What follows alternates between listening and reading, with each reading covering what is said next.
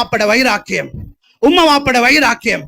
அல்லாஹ்வின் நல்லடியார்களே, அதனால பிள்ளைகளுக்கு நாங்க எங்களோட குடும்பத்துக்கு ஹலால மட்டும் தான் கொடுப்போம். ஹராத்தை கொடுத்து நாங்களும் கஷ்டத்துல பொழுந்து அவர்களையும் நரக குழியில தள்ளி எல்லாருடைய வாழ்க்கையும் மிகப்பெரிய ஒரு சோதனைக்குரியதாக நாம் ஆக்கக்கூடாது.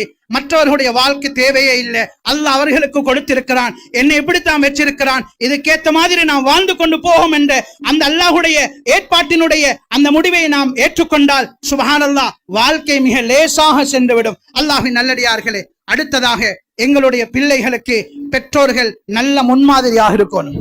உம்மை நல்ல முன்மாதிரி, வாப்ப நல்ல முன்மாதிரி. தைரியமாக பிள்ளைகளை பார்த்து நீ வாப்ப மாதிரி வரணும். உம்மை சொல்லணும், பிள்ளைகளை பார்த்து நீ உம்மை மாதிரி வரணும்.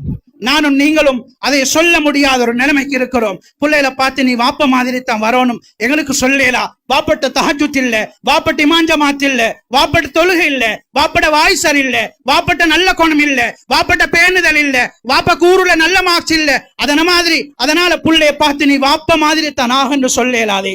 உம்மட்ட பார்த்தா அவட மார்க்கத்தையும் தீனையும் பார்த்தா அது மிக வித்தியாசமாக இருக்கிறது. அதனால உம்மக்கு வாய் திறந்து புள்ளைகளை நிப்பாட்டி நீ உம்ம மாதிரி தான் வரணும். யார் ஊர்ல கேட்டாலும் நல்ல புள்ள உம்ம மாதிரி புள்ள வளர்த்திருக்கிறார், நல்ல பிள்ளைகள் வாப்ப மாதிரி புள்ள வளர்த்திருக்கிறார் என்று சொல்ல முடியுமான அளவுக்கு நீ வாழணும் என்று தைரியமாக சொல்லுகிற அளவுக்கு பெற்றோர்களாகிய நாம் அந்த பிள்ளைகளுக்கு முன்மாதிரிகள் அமையணும். வஜஅல்னா லில் முத்தகீன இமாமா, நல்லோர்கள் துஆ கேட்பாங்க அல்லாஹ்விடத்திலே, யா அல்லாஹ் எங்கட நல்லவர்களுக்கு இமாம்களாக நீ எங்களை ஆக்கி எங்கட சமூகத்தை சந்ததியை ஆக்கித்தான்னு துஆ கேட்பாங்க.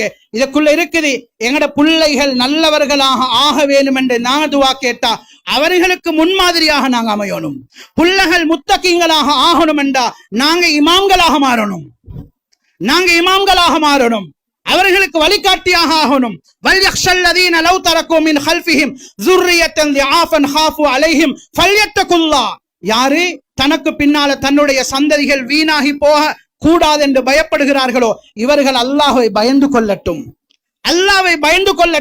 எங்கட பிள்ளைகள் வீணாகப்படாது, எங்கட பிள்ளைகள் சீரழியப்படாது, எங்கட பிள்ளைகள் கெட்டு போக கூடாது, எங்கட மானத்தை பேரை விற்க கூடாது என்று யாராவது பெற்றோர்கள் பயப்பட்டா அந்த பெற்றோர்கள் அல்லாஹுடைய அச்சத்தோட வாழட்டும், அவர்கள் தக்குவாவோட வாழட்டும் என்று குர்ஆன் நமக்கு ஆணித்தரமாக வலியுறுத்துகிறது. கண்ணியமான அல்லாஹ்வின் நல்லடியார்களே, அதனால நல்ல முன்மாதிரியான பெற்றோர்களாக நாங்க ஆகணும். நாங்க வளைஞ்சிட்டு பிள்ளைகள் நேராக வருவாங்கன்னு எதிர்பார்க்க முடியாது. அரபியில சொல்லுவாங்க, லா யஸ்தகீமு தில்லு வல் ஊது முஅவஜ், குச்சி வளைந்திருந்தால் நிழல் ஒரு நாளும் நேராக ஆகாது. வளைந்த குச்சியுடைய நிழல் வளைந்ததாகத்தான் இருக்கும், நேரான குச்சியுடைய நிழல் அது நேராகத்தான் இருக்கும். உம்மா வாப்பா வளைஞ்சிட்டு பிள்ளைகள் நேராக வரணும் என்று எதிர்பார்த்தா அது நடக்க முடியாது. உம்மா வாப்பா நேராகணும். பிள்ளைகளுக்காக நாங்க எங்களை மாற்றணும். எங்களோட பழக்கம் எங்களுக்கு உடையலாது, அது நாங்க ஒன்றும் செய்யலா. இந்த வைராக்கியமும் வரட்டு கௌரவமும் சரி வராது.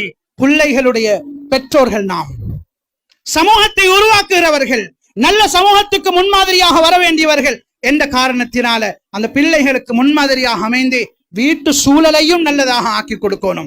நாரி நாத்தம் அடிக்கிற அசிங்கமான வீட்டு சூழல்கள் சமூகத்தில் இருக்கிற காலத்தில நாங்க புள்ளகளை வளர்க்கிறோம். வீட்டுல தீனுடைய சூழல், ஈமானுடைய சூழல், இபாதத்துடைய சூழல், தக்வாவுடைய சூழல், அல்லாஹ்வை பற்றி பேசுகிற சூழல், நபியை பற்றி பேசுகிற சூழல் அந்த வீடுகள் உருவாகணும். நபி ஸல்லல்லாஹு அலைஹி வஸல்லம் அவர்கள் அழகான முன்மாதிரியை சொல்லி தந்திருக்கிறாங்க. அழகான வீட்டு சூழல், நல்ல சூழல்ல வளர்ற பிள்ளைகள் நல்லவர்களாக வளருவாங்க. சில நேரம் சிலருக்கு நாங்க திருந்தோணும் என்று போனா வீடு அவர்களுக்கு இடம் கொடுக்காது, வீட்டு சூழல் அதுக்கு மாற்றமாக அமையும்.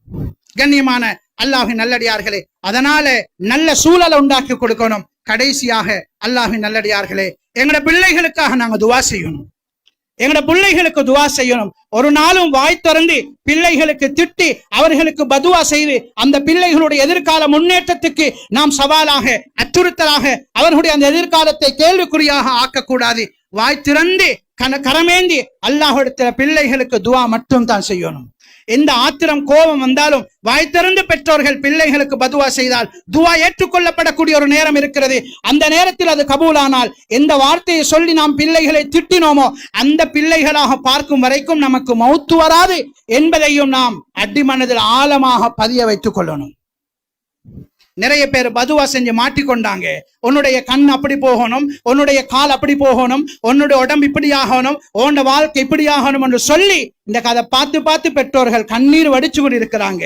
பதுவா துவாவை கபூல் செய்த மாதிரி அல்லாஹு தஆலா பெற்றோர்களுடைய பதுவாவையும் கபூல் செய்து விடுவான்.